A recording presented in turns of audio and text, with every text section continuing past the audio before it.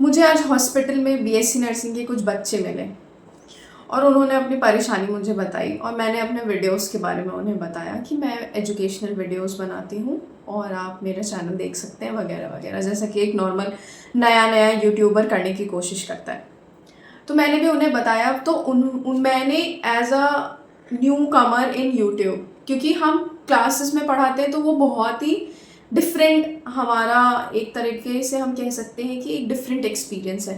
But अगर हमारे सामने बच्चे अवेलेबल नहीं हैं, हमें वीडियो शूट करनी है, उसके बाद हमें चीज़ें पढ़ानी है, उसके बाद हमें चीज़ें लोगों तक पहुंचानी है, और सबसे बड़ी चीज़ है कि मेरे पास करेक्ट ऑडियंस होनी चाहिए जो चीज़ें मैं पढ़ाना चाहती हूँ, जो चीज़ें मैं एक्सप्लेन करना चाहती हूँ उसके लिए। और आज मुझे लगता है कि शायद मुझे एक परफेक्ट ऑडियंस मिल गई है, क्योंकि वो बच्चे खुद मेरे से बताए कि उनको ये सारे सब्जेक्ट्स में दिक्कत है, तो मैं उनके अकॉर्डिंग ही सब्जेक्ट उठाई हूँ और उनके अकॉर्डिंग ही सब्जेक्ट को चुना है, दैट इज़ मेंटल हेल्थ और साइकेट्रिक नर्सिंग। उन्होंने कहा, वो 3rd ईयर के बच्चे थे और उन्होंने कहा कि उनको इस सब्जेक्ट में सबसे ज़्यादा दिक्कत हो रही है। बाकी सब्जेक्ट वो कवर कर रहे हैं, फिर भी हम उस पर भी टॉपिक्स को कवर करने की कोशिश करेंगे, पर पहले हम आर्ष श्रीवानी से शुरू करेंगे और हम हर एक चैप्टर में जो भी इम्पॉर्टेंट टॉपिक्स है, हर एक चैप्टर के अंदर इम्पॉर्टेंट टॉपिक्स कौन कौन से हैं, प्लस कौन कौन से टॉपिक्स डायरेक्टली एग्जाम में पूछे जाते हैं, हम सारी चीज़ें, जैसे कि क्लास ली जाती है क्लास के टाइम पे 1-to-1 इंटरेक्शन के टाइम पे, ठीक उसी प्रकार हम क्लास लेने की कोशिश करेंगे और सारे पॉइंट्स को English as well as Hindi दोनों में हम बताने की कोशिश करेंगे।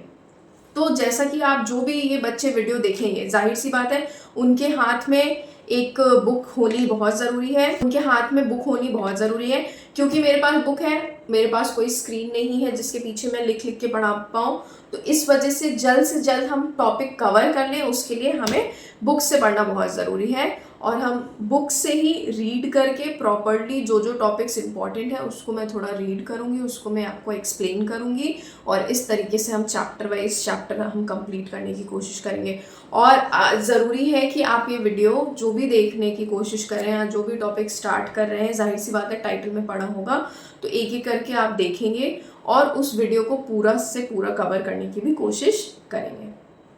तो हम शुरू करते हैं perspective of mental health and mental health nursing, जो कि पहला चैप्टर है आर्ष श्रीवानी का, perspective of mental health and mental health nursing. तो इसमें सबसे पहला पैराग्राफ जो है उसमें दिया है, सबसे पहले मेंटल हेल्थ के बारे में एक्सप्लेन करेगा। जाहिर सी बात है कि मेंटल हेल्थ के बारे में ही पूछा जा रहा है तो मेंटल हेल्थ के बारे में एक्सप्लेन करेगा। उससे भी पहले वो हेल्थ के बारे में एक्सप्लेन करेगा, वो डेफिनेशन ऑफ हेल्थ जो कि हम शायद 1st ईयर से पढ़ते आ रहे हैं। आपको भी हेल्थ की डेफिनेशन पता होगी कि health is a state of complete physical, mental and social wellbeing and not merely the absence of disease. इसमें कहा है कि हेल्थ एक ऐसी स्टेट है इंडिविजुअल की, उस स्टेट में इंडिविजुअल फिजिकली भी फिट होगा, मेंटली भी फिट होगा और सोशली भी वो फिट होगा। और इसका मतलब ये नहीं है कि हेल्थ का मतलब ये नहीं है कि अगर आपको कोई बीमारी नहीं है इसका मतलब आप ठीक है और आपकी हेल्थ अच्छी है, ये हेल्थ नहीं होता है। हेल्थ होता है कि आप फिजिकल इलनेस भी ना हो, मेंटल इलनेस भी ना हो और सोशल वेलबींग भी हो। तो इस वजह से इस चीज़ को हम हेल्थ का नाम देते हैं। तो ये डेफिनेशन मुझे लगता है सारे बच्चों को पता होगी जो कि 1st ईयर से पढ़ते आ रहे हैं। उसके बाद है hence mental health is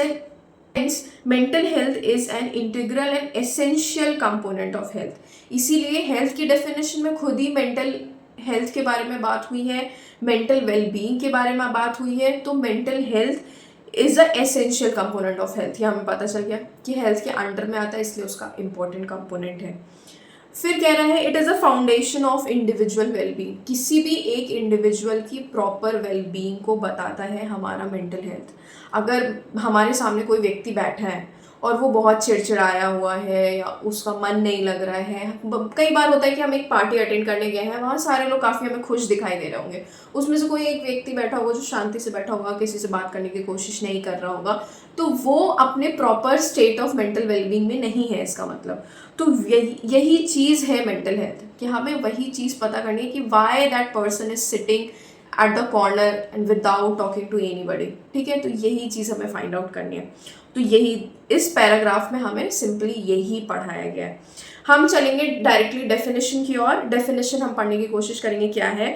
the World Health Organization that is WHO defines mental health as a state of well-being in which an individual realizes his or her own abilities, can cope with the normal stresses of life, and can work productively and is able to contribute to his or her community. इस definition का simple मतलब ये है कि WHO हमसे कहना चाह रहा है कि mental health is a state of wellbeing, एक ऐसा स्टेट है इंडिविजुअल का जिस स्टेट में इंडिविजुअल खुद के बारे में, दूसरों के बारे में सारी चीज़ें जानता होता है। खुद के बारे में उसको पता होता है कि हमें कब गुस्सा आना है, हमें कब अच्छा लग रहा है, हमें कब बुरा लग रहा है, हमें कब हैप्पी फील हो रहा है, हमें कब कैसा लग रहा है।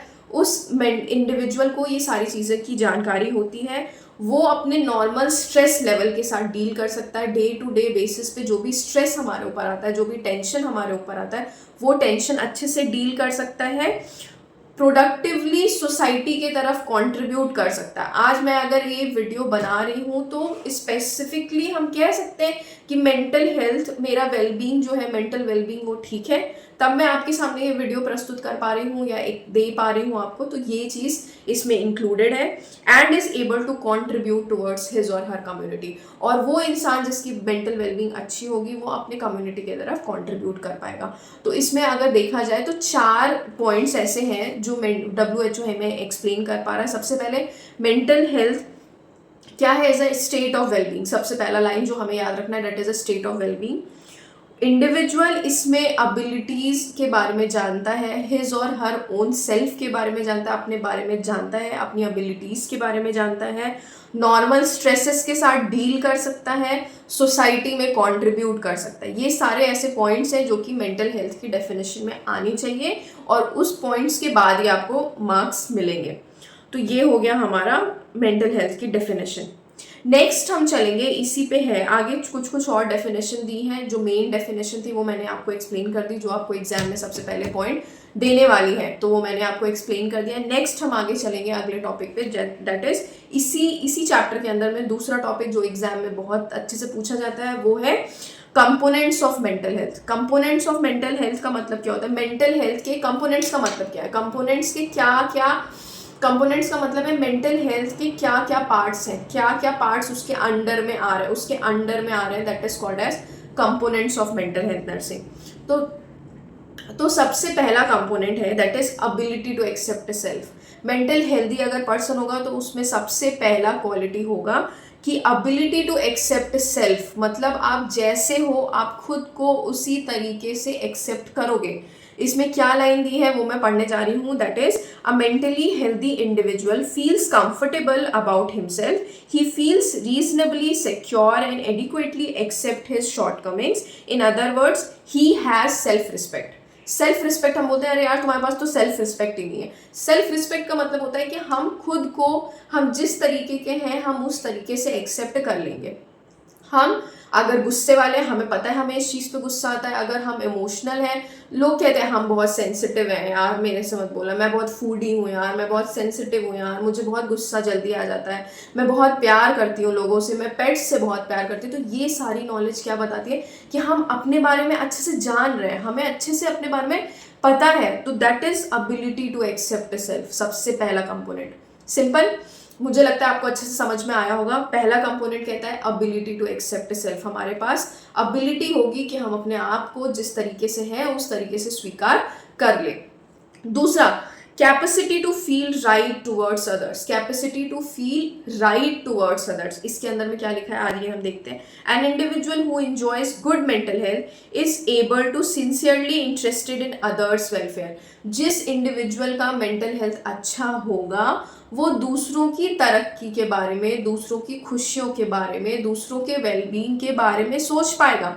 अगर हम मेंटली हेल्दी हैं, सिंपल एग्जाम्पल, अगर मैं मेंटली हेल्दी हूँ तो मैं खुद तो पढ़ूंगी, मुझे पता है कि मुझे पढ़ाई करना अच्छा लगता है, मुझे ये सारे सब्जेक्ट्स पता है, तो मैं खुद तो पढ़ूंगी, साथ साथ मैं उन बच्चों को भी पढ़ाने की कोशिश करूंगी जो शायद इन सब्जेक्ट्स में लैक कर रहे हैं। तो मैंने उनकी भी बात समझी, मैंने अपनी भी बात समझी। तो पहले पॉइंट में था कि मैं अपनी बात समझ रही हूँ, दूसरे पॉइंट में है कि मैं आपकी भी बात समझ रही हूँ और आपके वेलबींग के बारे में भी बातें कर रही हूँ या चीज़ें समझ रही हूँ।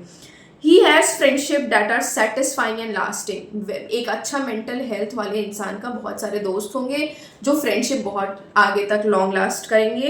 ही is able to feel a part of group without being submerged by it. He takes responsibility for his neighbours and fellow members. तो इसका मतलब बेसिकली ये हुआ कि हम दूसरों के बारे में भी अच्छा बुरा सोचने समझने की क्षमता रखते हैं। दूसरों को अगर हमसे कोई नीड होगी तो हम उसको पूरा कर पाएंगे, हम उनकी हेल्प करने के लिए तैयार रहेंगे। हमारे नेबर बोलेंगे कि हाँ भाई हम रात में 10 बजे आएंगे, थोड़ा नीचे वाला दरवाज़ा खोल दीजिएगा, तो हम जाके खोलेंगे क्योंकि हम मेंटली फिट हैं और हमारा मेंटल वेलबींग अच्छा है। तो ये हो गया हमारा दूसरा पॉइंट। सबसे पहला पॉइंट था अबिलिटी टू एक्सेप्ट सेल्फ, दूसरा पॉइंट है capacity to feel right towards others, मतलब कि हम दूसरों के प्रति भी अपना चीज़ें निभा पा रहे हैं, चीज़ों को समझ पा रहे हैं, that is ability to feel right towards others. Second point हो गया।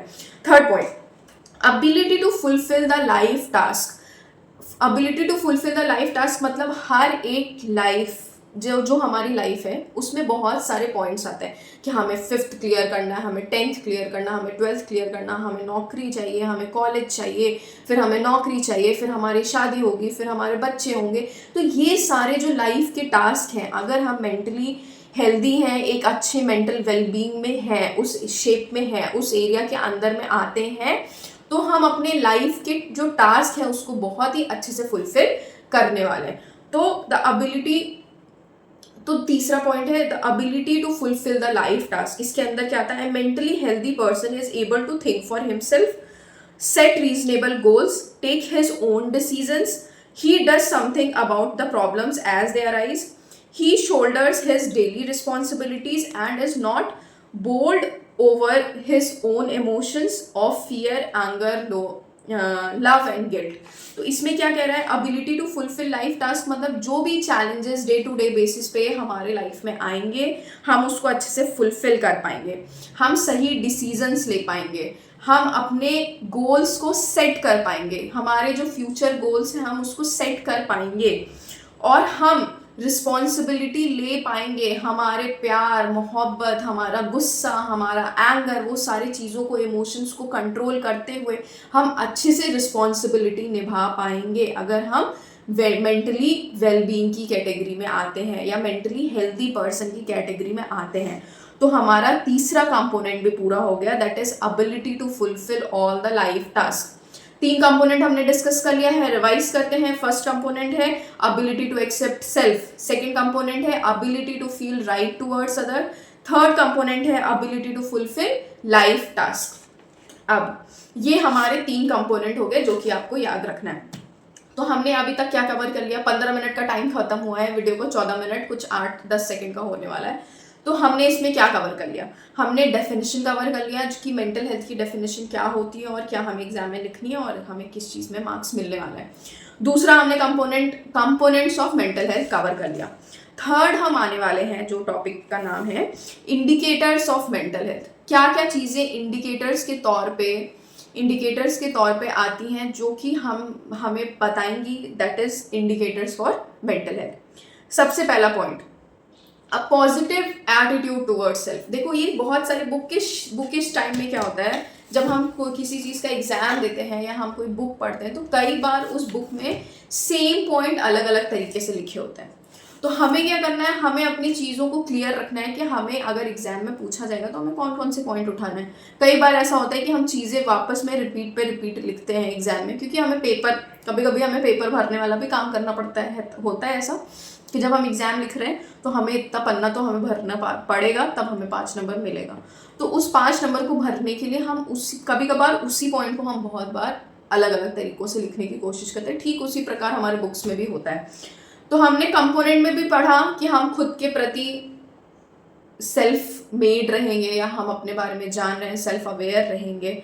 ठीक उसी प्रकार इंडिकेटर्स ऑफ मेंटल हेल्थ में सबसे पहला पॉइंट है कि पॉजिटिव एटीट्यूड टुवर्ड्स सेल्फ। खुद के प्रति एक पॉजिटिव एटीट्यूड होना चाहिए। ऐसा नहीं होना चाहिए यार मुझे तो कुछ पता ही नहीं है, मुझे कुछ आता नहीं है, मैं अच्छी नहीं हूँ, मेरे साथ हमेशा बुरा ही होता है, मेरी किस्मत ही ऐसी है, ऐसा ऐसा ऐसा ऐसा ऐसा। तो ये सब डिप्रेशन के लक्षण में जाने लगेगा। धीरे धीरे तुम शांत हो जाओगे, धीरे धीरे तुम कुछ नहीं कर पाओगे, धीरे धीरे अपने बारे में इतना निगेटिव बोल लोगे कि लोग सुन सुन के तुम्हारे बारे में ही निगेटिव बोलना शुरू कर देंगे।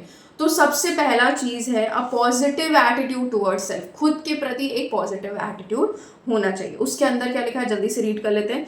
This includes an objective view of self including knowledge and acceptance of strength and limitation. The individual feels a strong sense of personal identity and security within the individual, within the environment. तो positive attitude towards self का मतलब सबसे main चीज़ क्या कह रहा है, सबसे main चीज़ कह रहा है कि हम खुद को एक्सेप्ट कर पाएँ, अपने पॉजिटिव और अपने निगेटिव पॉइंट को एक्सेप्ट कर पाएँ और उस चीज़ की रिस्पेक्ट कर पाएँ। तो वो एक पॉजिटिव एटीट्यूड है हमारा खुद के प्रति। दूसरा पॉइंट क्या कह रहा है, growth development and ability of self actualisation. Growth development and ability of self actualisation, this indicators correlates with whether the individual successfully achieves the task associated with each level of development. Each level of development मैंने बताया कि अपने life time में हम बहुत सारे stages से गुजरते हैं। हम छोटे होते हैं, टॉडलर स्टेज पे आते हैं, फिर प्री स्कूलर है, स्कूलर है, फिर ऐसा करके हम सारे लाइफ स्टेजेस को क्रॉस करते हैं। तो अगर हम उन लाइफ स्टेजेस में अपने लाइफ के गोल्स को पूरा कर पा रहे हैं या सोसाइटी के गोल्स के हिसाब से हम जो चीज़ें सेट है कि हमें इस टाइम पे ऐसा करना है, इस टाइम पे 10th पास करना है, इस टाइम पे 12th पास करना है, इस टाइम पे शादी करनी है, इस टाइम पे सब, अगर हम वो सारी चीज़ें स्टेप बाय स्टेप कर रहे हैं और सक्सेसफुली उस टास्क को कंप्लीट कर रहे हैं हर डेवलपमेंटल स्टेजेस में, तो that indicates that you are mentally healthy. तो ये हमारा सेकेंड इंडिकेटर है। थर्ड कह रहा है इंटीग्रेशन। इंटीग्रेशन का क्या मतलब है, integration includes the ability to adaptively respond towards environment and development of philosophy of life, both of which the individual maintains anxiety at the manageable level in response to stressful situation. Integration का मतलब है कि किसी बहुत ज़्यादा tough situation में या stressful situation में तुम खुद को किस तरीके से स्ट्रेस से मैनेज करके रख रहे हो, that is your integrity, that is integration and that is the indicator for good mental health. ठीक है, कोई स्ट्रेसफुल सिचुएशन है, कभी कभार हमारे साथ का एग्जाम्पल हम दे रहे हैं, बहुत सारे बच्चे होते हैं क्लासेस में, वाइवा का टाइम चल रहा है या एक्सटर्नल एग्जामिनर आया हुआ है, तो वो क्या करता है, अगर वो एग्जाम लेने आया उसमें हम कुछ बच्चे ऐसे कुछ बच्चे होंगे जो एकदम वाइवा के लिए तैयार होंगे, हर तरीके से तैयार है। कुछ बच्चे ऐसे होंगे जो स्ट्रेस मैनेज नहीं कर पाएंगे, उन्हें क्या करना है, उन्हें याद करना, उन्हें नहीं समझ में आ रहा, उन्हें बुक खोलना, उन्हें इधर देखना, उन्हें उधर देखना है, उसके बाद लास्ट में बेहोश हो जाना है। ठीक, बहुत ऐसा होता है कि बहुत सारे बच्चे वो स्ट्रेस लेवल को डील नहीं कर पाते। हमारे ओटी में पोस्टिंग लगी, हमने खून देख लिया, हमने कटा हुआ देख लिया, हमें बॉडी पार्ट्स बाहर देख लिए, स्ट्रेस मैनेज नहीं कर पाया, वो चीज़ को हम अपनी एनजाइटी मैनेज नहीं कर पाए, ठीक है, तो हम बेहोश होकर गिर गए। तो वो है कि हम एक्चुअली में उतना मेंटली हेल्दी नहीं है, इसीलिए हम वो स्ट्रेस को डील नहीं कर पा रहे हैं या हमारे स्ट्रेस को डील करने का तरीका अलग अलग है। तो that is called as integration. Integration का बेसिक ये है कि हमारा कैसा रिस्पॉन्स होता है किसी स्ट्रेसफुल सिचुएशन में और अपनी एनजाइटी को, अपने इमोशंस को कैसे हम डील करके पकड़ के रखते हैं ताकि वो तुरंत वो सिचुएशन बीतेगी and we are back to normal. So that is integration. Third, autonomy का मतलब क्या है, it refers to individual's ability to perform independent life, independent self-directed manner. The individual makes choices and accept the responsibility for outcomes. Autonomy का मतलब ही है independency. तो लोगों का मतलब एक अगर मेंटली हेल्दी इंडिविजुअल है तो वो सारी चीज़ों की रिस्पॉन्सिबिलिटी लेगा, इंडिपेंडेंटली काम करेगा। अगर उससे कुछ गलती होती है तो उन चीज़ों की रिस्पॉन्सिबिलिटी भी वो इंडिपेंडेंटली ही लेगा, उस चीज़ पे किसी पे ब्लेम नहीं डालना है। तो जैसे अगर हम कोई वार्ड मैनेज कर रहे हैं या हम किसी काम में, हमें कोई काम सौंपा गया है तो उस काम को हम इंडिपेंडेंटली कर तो रहे हैं, हम सारी चीज़ों को खुद डील कर रहे हैं। अगर हमसे कोई गलती हो जा रही है तो उसको भी हम एक्सेप्ट कर रहे हैं, that is called as autonomy. Then perception of reality. Perception of reality का मतलब क्या है, परसेप्शन ऑफ रियलिटी मतलब रियलिटी में क्या चल रहा है हमें पता होना चाहिए, that is called as perception of reality. This includes the perception of environment without distortion, as well as capacity of empathy and social sensitivity, a respect and concern for wants and needs for others. Perception of reality का मतलब है कि हम अपने reality में जो हैं, जैसे हैं, हमारे आसपास जो चल रहा है उसके बारे में हमें सब पता है और उस चीज़ को हम फील कर पा रहे हैं, उस चीज़ पे हम एम्पैथी वाली फीलिंग लेके आ रहे हैं। एम्पैथी और सिंपैथी दो टाइप की फीलिंग होती है। सिंपैथी कि हाँ भाई हमें बहुत बुरा लगा, तुम्हारे साथ ऐसा हुआ, ठीक। एम्पैथी मतलब हम उस सिचुएशन में खुद को रखेंगे, खुद वो चीज़ एक्सपीरियंस करने की कोशिश करेंगे, दैट इज एम्पैथी। ठीक है। तो हम कह रहे हैं कि हमें अपने सोसाइटी के बारे में पता है, हमें खुद के बारे में पता है, हमें लोगों के साथ क्या प्रॉब्लम है उसके बारे में पता है, हम खुद को उस सिचुएशन में रखेंगे, लोगों की हेल्प करेंगे और हमारे मन में उस चीज़ों को लेकर रिस्पेक्ट है। हम सोशली सेंसिटिव हैं। सोशली सेंसिटिव होने का मतलब कोई भूखा है तो हम उसे टिफ़िन ऑफर करेंगे कि भाई मेरा टिफ़िन शेयर कर लो, कोई प्यासा है हम उसे पानी दिलवाएंगे, कोई बीमार है, कोई दर्द में है, हम उसे डाइक्लो लगाएंगे। तो ये सारी चीज़ें जो हैं वो हमें सोशली रिस्पॉन्सिबल बना रही हैं, सोशली सेंसिटिव बना रही हैं, तो जिसको हम कहते हैं परसेप्शन ऑफ रियलिटी। फिर नेक्स्ट पॉइंट है और आखिरी का इंडिकेटर है मेंटल हेल्थ का, दैट इज इन्वायरमेंटल मास्टरी। उसी चीज़ को लिखा है, बहुत बार लिखा है, चीज़ें मैं सेम ही समझा रही हूँ पर अलग अलग ढंग से समझा रही हूँ, जो टॉपिक के हिसाब से उस टॉपिक के हिसाब से समझा रही हैं, जो पॉइंट्स दिए हैं उस ब्लॉक्स के हिसाब से समझा रही हूँ। इन्वायरमेंटल मास्टरी का मतलब क्या है? This indicators suggest that the individual has achieved a satisfactory role within the group, society or environment. He is able to love and accept love from others. Environmental mastery का मतलब होता है कि हम जिस environment में रह रहे हैं उस environment को अच्छे से जान रहे हैं, हमने जो भी रोल अपने इन्वायरमेंट में निभाया है वो सेटिस्फैक्ट्री रोल है। अगर हमारे माता पिता अगर एक सोसाइटी में रह रहे हैं, ठीक, उनकी सब इज्जत कर रहे हैं कि भाई ऐसा फलाने के घर के बच्चे हैं, ऐसा ऐसा ऐसा करके उनका बहुत अच्छा रोल है, भाई उन्होंने ये बनवाने में मदद करवाया, या दिल के बहुत अच्छे हैं, या सबको बहुत सम्मान देते, कुछ भी क्वालिटीज़ हो सकती है जिसके बारे में लोग डिस्कस करते हैं, तो वो कहलाता है इन्वायरमेंटल मास्टरी। हम लोगों को एक्सेप्ट कर रहे हैं, हम उनको प्यार दे रहे हैं, हम खुद को भी एक्सेप्ट कर रहे हैं, हम खुद को भी प्यार दे रहे हैं, हम लोगों की नीड्स को समझ रहे हैं, उनकी हेल्प कर रहे हैं, that is called as environmental mastery. और ये एक इंडिकेटर है कि आप मेंटली हेल्दी हैं। तो that are all the indicators of mental health. That is first, positive attitude towards other, growth and development and ability of self-actualization, integration, autonomy, perception of reality, environmental mastery। ये 5 point है, that is the indicators for mental health. ठीक है, तो ये सारी चीज़ें हमें discuss करनी थी। नेक्स्ट हमारा जो है that is characteristics of mentally healthy person. इसको तुम जब दोबारा पढ़ोगे तो सेम वही पॉइंट सारे रिपीट होने वाले हैं। तो that is characteristics of mentally healthy person, जिसमें he has the ability to make adjustment. अगर मेंटली हेल्दी पर्सन है, कोई दिक्कत आ रही है, हम तुरंत फटाक से एडजस्ट कर सकते हैं। हम इस एनवायरमेंट में नहीं रहेंगे, हम उस एनवायरमेंट में, हमें बिस्तर नहीं मिला है सोने के लिए, हम चटाई बिछा लेंगे, तो हम तुरंत एडजस्ट करने के लिए तैयार हैं। Second, he has a sense of personal worth, feels worthwhile and important. उसके पास खुद की वर्थ फील कर सकता है। हम क्या, देखो, खुद की वर्थ फील करने का मतलब है कि हमें अपने लिमिटेशंस पता है कि हम शायद, अगर कोई सब्जेक्ट है जो हम नहीं जानते तो हम उसको नहीं पढ़ाएंगे, कोई सब्जेक्ट है जो हम जानते हैं तो हम उसको पढ़ाएंगे। तो अपने बारे में पता होना चाहिए, अपनी वैल्यू पता होनी चाहिए कि हम सोसाइटी में किस तरीके से कंट्रीब्यूट कर सकते हैं। That is sense of personal worth. He solves his problems largely by his own efforts and make his own decision। अगर कोई मेंटली हेल्दी पर्सन है तो वो अपने डिसीजन खुद लेगा और अपने प्रॉब्लम्स भी खुद सॉल्व करेगा। He has a sense of personal security and feels secure in the group, shows understanding of others' problems and motives। खुद वो सोशली या पर्सनली सिक्योर फील करेगा कि मैं खुद से खुद की चीज़ें डील कर सकता हूँ, तो मुझे किसी और की ज़रूरत नहीं है। अगर किसी और को मेरी ज़रूरत है तो मैं उसकी हेल्प भी आराम से कर सकता हूँ। तो that is that point. He has a sense of responsibility, same. He can give and accept love, ये भी सेम।